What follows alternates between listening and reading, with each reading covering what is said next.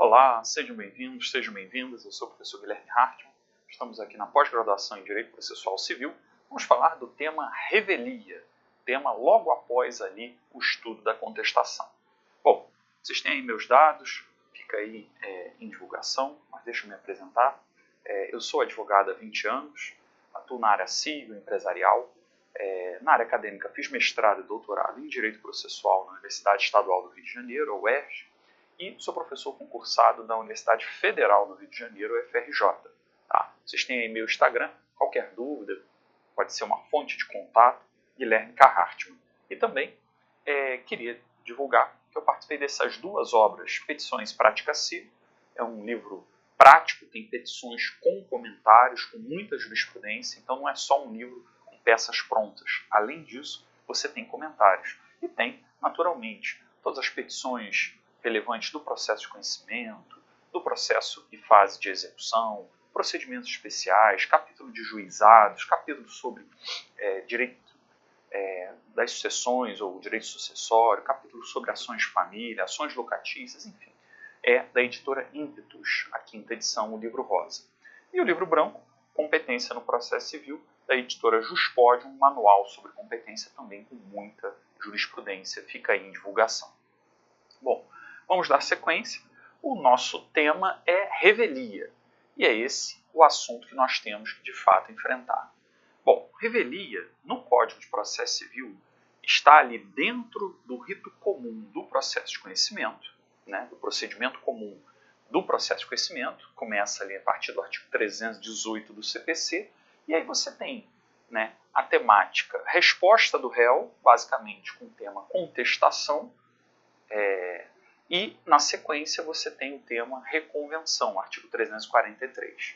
Aí, enfim, chega-se ao momento do estudo da revelia na topografia, artigos 344 ao 346 do Código de Processo Civil 2015. Sendo que você está vendo aí que eu mencionei o artigo 349, que é um artigo que não está no tópico de revelia, mas é muito interessante, é um dispositivo novo, passa a ser uma das vertentes, né, de estímulo à participação do réu revel, repito, estímulo à participação do réu que tenha sido revel no processo, e isso é uma forma até de ampliar o exercício do contraditório.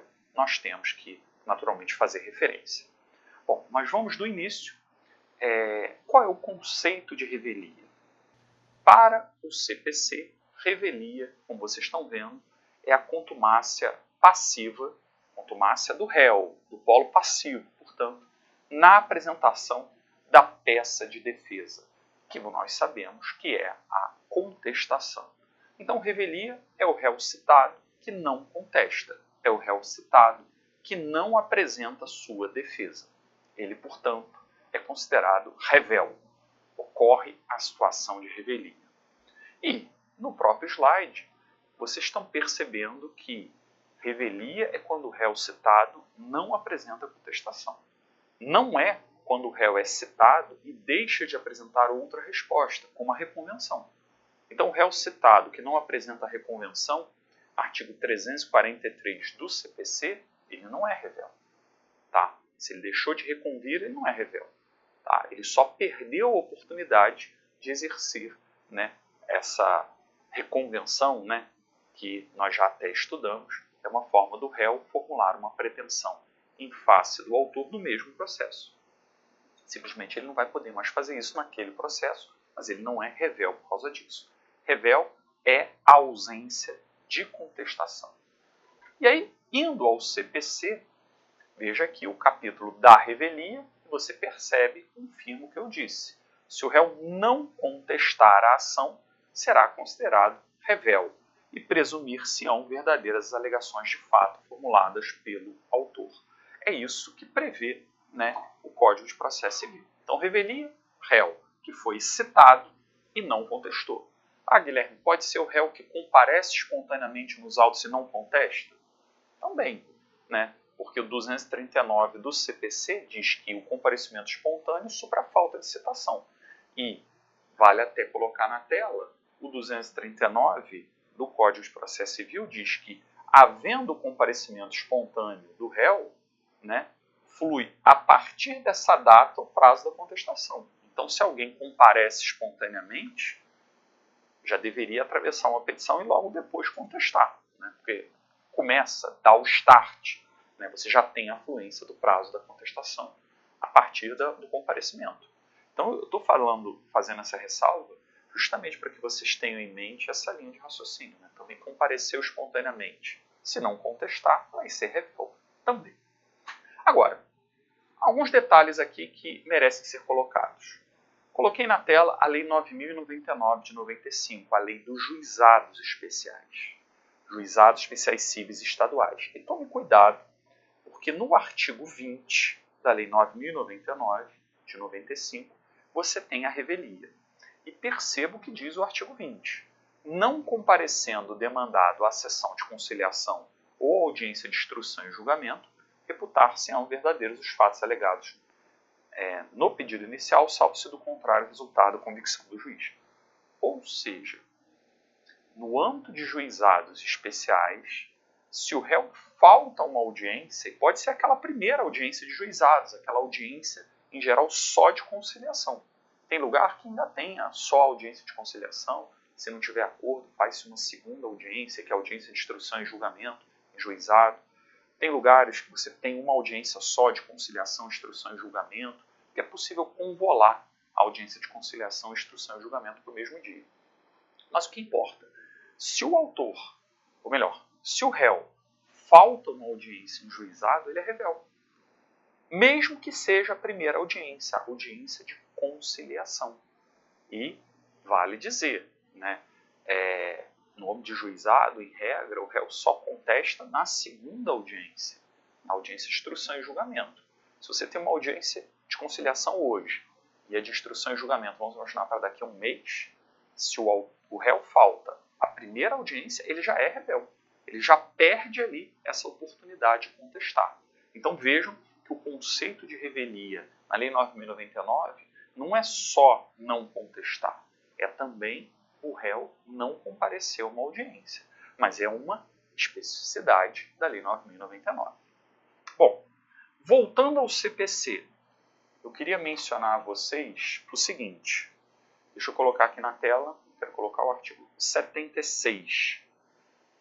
O 76, ele vai falar do vício de representação processual, você está vendo aí na tela. Vamos imaginar uma pessoa está ali sem advogado, aí o advogado morreu, o advogado renunciou aos poderes, ou a parte revogou os poderes do advogado. Aí o juiz suspende o processo, por exemplo, intima o réu para constituir um novo advogado.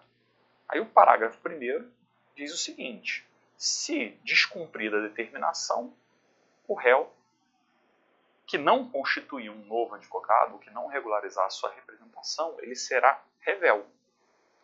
Tome cuidado, porque aqui o 76, parágrafo 1º, inciso 2, ele fala da revelia, mas de uma revelia diferenciada. Ele fala da revelia no sentido réu, no sentido genérico, de não atenção à ordem judicial, de contumácia passiva, sim. Mas essa revelia aqui não significa que o réu não contestou. Porque imagine, pode ter uma situação, você ajuiza uma ação contra mim, eu tenho um advogado constituído, revogo os poderes desse advogado constituído e imagina que eu já contestei. Aí, logo depois, eu não gostei da contestação do meu advogado, revogo os poderes. Aí, eu fico sem advogado, o julgador me manda intimar para regularizar minha representação, aplicando o 76 do CPC. Eu, no prazo designado pelo julgador, não constituo um novo advogado. Pela lei, eu vou ser réu. Mas eu já contestei. Então, percebam, a revelia aqui é uma contumácia passiva, uma desídia, uma não atuar do réu. Mas isso não vai gerar presunção de verdade do que alega o autor nesse nosso exemplo prático. Por quê? Porque já houve a contestação. O que nós teremos aqui é uma lógica, basicamente, que o código está querendo dizer se o réu perder a sua representação, perdeu o advogado ou está com uma incapacidade de representação, o julgador vai mandar o autor regularizar, vai mandar o réu regularizar. E se o réu não regularizar, o feito vai correr a revelia dele. aí no sentido genérico da palavra.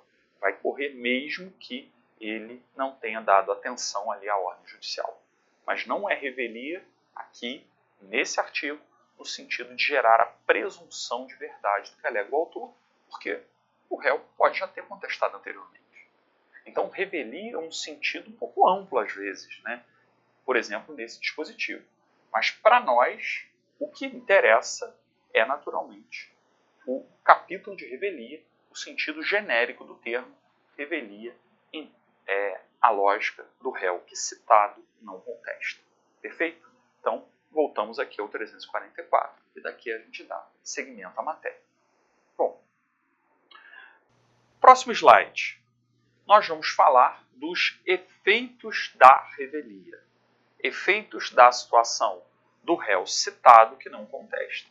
E é claro que eu vou falar aos poucos aqui para vocês, um a um, né, esses efeitos da situação de revelia do réu citado que não contesta. Mas o mais importante, por hora, é você saber o seguinte. Efeito da revelia é a consequência processual da revelia. Consequência processual advinda da situação do réu citado não contestar. E esses 4 efeitos aqui, eles podem ou não ocorrer. Isso que é um ponto importante. O fato do réu ser revel, ou seja, não ter contestado, não significa necessariamente a ocorrência desses efeitos processuais, dessas consequências processuais. Podem ocorrer ou não. Então, revelia não significa automática ocorrência dos seus efeitos. Em outras palavras, é possível uma revelia desprovida de efeitos. É possível que o réu seja revel, citado, não contestou, e não ocorram esses efeitos. Vamos estudar? Vamos lá. O primeiro efeito. O primeiro efeito é a presunção de veracidade dos fatos alegados pelo autor. Artigo 344 do Código de Processo Civil. Deixa eu colocar na tela.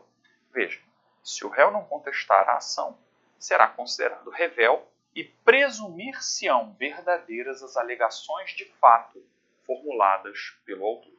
Você sabe que na petição inicial o autor, né, tem que trazer a causa de pedir. 319, inciso 3 do CPC. 319, inciso 3. Então, na petição inicial, o autor traz a causa de pedir, que é composta ali pelos fatos. E aí, o autor alega um fato. Vamos lá. O réu citado vai poder contestar. Se o réu citado não contesta, presumem verdadeiros os fatos trazidos pelo autor na petição inicial. É isso que o 344 está dizendo. Então, todo réu, quando é citado, ele tem que ter essa ciência, né? Isso tem que constar no mandato de citação, as consequências da não apresentação de defesa. E, pela lei, seria a presunção de verdade do que alega o autor na petição inicial. O autor alegou isso, o réu não contestou, então é presumidamente verdadeira aqueles fatos. Então, se eu entro com uma ação, alego que você me causou um dano e você citado não contesta, o juiz pode presumir que aquele fato, né, o ato ilícito que você causou, por exemplo, você me causou um dano geral, é presumidamente provado. Ou, se eu estou te cobrando uma dívida, você citado não contesta, o juiz pode presumir que a dívida existe. Perfeito? Então, é nessa linha que se trabalha o efeito principal da revelia, que é a veracidade dos fatos alegados pelo autor. Agora, esse efeito, que é considerado o efeito material da revelia, ele tem que ser estudado conjuntamente com 374, inciso 4, justamente para que você entenda o que acontece com essa presunção de verdade. Então, sugiro a remissão do 344 para o 374, inciso 4 do CPC. 344 para o 374, inciso 4. Bom, vamos ao código para verificar isso que eu estou a dizer. O 374 ele está lá no capítulo de provas. E percebam, não dependem de provas. Quando a gente fala não depende de provas, é uma situação que a juíza, o juiz pode dispensar a produção de prova. Por exemplo, fato notório, né? Fato de conhecimento de todos. Não é preciso fazer prova sobre isso. Outro exemplo, agora vamos para o que nos interessa. Inciso 4. Em cujo favor milita presunção legal de existência ou de veracidade. O que a lei está dizendo? Que se vigorar ali uma presunção legal de que o fato existe, uma presunção de que o fato existe, o julgador pode dispensar provas sobre aquele fato. Então veja, mais uma vez, se eu estou te cobrando uma dívida, você citado não contesta, o julgador pode presumir que a dívida existe, né? Que ela foi inadimplida, que você é o devedor. A partir do momento que o juiz aplica essa presunção do 344, que é o efeito material da revelia, ele dispensa outras provas. Ele diz, olha, eu me contento a julgar com base numa presunção. Presunção, gente, é uma ficção jurídica. O fato não está necessariamente provado. Repito, o fato não está necessariamente provado, mas há uma ficção jurídica de que o fato está presumidamente provado. Por quê? Porque o réu não contestou. Notem, o CPC ele permite julgamento com base em presunções. Ele permite julgamento quando você não tem a prova efetiva do fato. Ah, mas o réu não contestou. Ah, então o fato está presumidamente provado. Se o julgador desejar, ele pode dispensar outras provas e, consequentemente, é o que eu vou falar na sequência. Que eu sempre brinco, né? O juiz, a juíza, é pago para quê? Eles não recebem ali um salário alto, né, um subsídio alto, para quê? Para julgar. Se os fatos já estão provados ou presumidamente provados, o que falta ao julgador? Aplicar o direito. Se não tem mais provas a produzir, aplica o direito. Então, esse efeito material aqui da revelia, o primeiro, presunção de veracidade dos fatos alegados pelo autor, acaba gerando o segundo efeito, que é a permissão para julgamento antecipado do mérito. O julgamento antecipado do mérito ainda vou explicar melhor, mas é basicamente uma sentença havendo suficiência probatória. É uma sentença havendo suficiência probatória, ou seja, o julgador percebe que o réu citado não contestou, teve oportunidade para tanto, mas não quis ali apresentar sua resposta, o fato está presumidamente provado, então no dispenso outras provas, o juiz está apto a aplicar o direito, né, prolatando a sentença, que entra no contexto do julgamento antecipado do mérito, que é o segundo efeito, um efeito processual. A partir daí, do primeiro, decorre o segundo. Percebam? É a linha de raciocínio que eu queria colocar para vocês. Realmente, se o juiz entender que a presunção ocorreu, 374, inciso 4, dispensa outras provas, então basta sentenciar, aplicando o direito, na forma do 355 do Código de Processo Civil. Agora vamos lá. Eu disse a vocês no início que revelia não significa automática ocorrência, né, dos seus efeitos. Revelia pode ser desprovida de efeitos. Então, pode ser que a revelia não gere esse efeito número 1 de presunção relativa de veracidade? Sim, tá? Veja que um julgado de outubro de 2023, STJ, agravo interno, um agravo em recurso especial, 2.195.694, de São Paulo. É uma jurisprudência corrente, você vai encontrar centenas, milhares de julgados do STJ nesse sentido, tá? Muitos. O que interessa? A caracterização da revelia não induz, ou seja, o réu citado que não contesta, não induz a uma presunção absoluta de veracidade dos fatos. Presunção absoluta seria aquela que vincula o julgador. Presunção absoluta é a de pleno direito. O julgador estaria vinculado a julgar contra o réu rebelde. E não é isso que acontece. Não induz uma presunção absoluta de veracidade dos fatos narrados pelo autor, está em negrito aí na tela, deixa eu ler a parte final, permitindo ao juiz a análise das alegações formuladas pelas partes em confronto com o conjunto probatório, em confronto com todas as provas carreadas aos autos para formar o seu convencimento. O que eu quero dizer com isso? Ou melhor, o que a jurisprudência do STJ quer dizer com isso? Que o juiz não fica vinculado a julgar contra o réu revel. Ah, provavelmente ele vai julgar? Sim, provavelmente sim. Decreta a revelia, dispensa a prova e julga contra o réu. Mas não necessariamente. Posso dizer, revelia não significa automática procedência do pedido. Revelia não significa automática procedência do pedido. Ah, mas por quê? Porque essa presunção é relativa. A presunção do 344 do CPC é relativa. É uma presunção que se chama iuris tanto ou juris tanto, que é admite prova contrário. Então vamos imaginar, eu entro com uma ação contra você, eu não junto documento nenhum e alego que você é meu devedor. Aí você, citado, não contesta. Você revela. Será que o juiz vai julgar procedente essa causa? Necessariamente não, porque ele pode entender, poxa, Guilherme, eu sei que o réu é revel, mas você não trouxe documento nenhum que embasa a sua pretensão. Então, ele vai abrir oportunidade para o autor provar. É como se o julgador falasse assim, autor, eu sei que o réu é revel, mas eu não estou convencido e não quero julgar com base em presunção. Então, desejo que você determine, que você especifique provas na forma do artigo 348. Vamos ver se não é isso? Veja aqui o 348 do Código de Processo Civil. Subir aqui rapidinho. Da não incidência dos efeitos da revelia. Não incidência. Justamente porque não ocorreu o efeito do 344. Aí vamos lá. Se o réu não contestar a ação e o juiz verificando a inocorrência do efeito da revelia previsto no 344, ordenará que o autor especifique as provas que pretende produzir, se ainda não estiver indicado. Então, se o juiz verificar uma situação que o réu é revel, mas que o autor não trouxe uma prova mínima ali das alegações de fato, o julgador não vai aplicar o efeito material da revelia, porque ele vai analisar esse efeito de acordo com o conjunto probatório, os documentos que o autor trouxe na petição inicial, e também não pode julgar improcedente de cara. Não pode julgar improcedente de cara.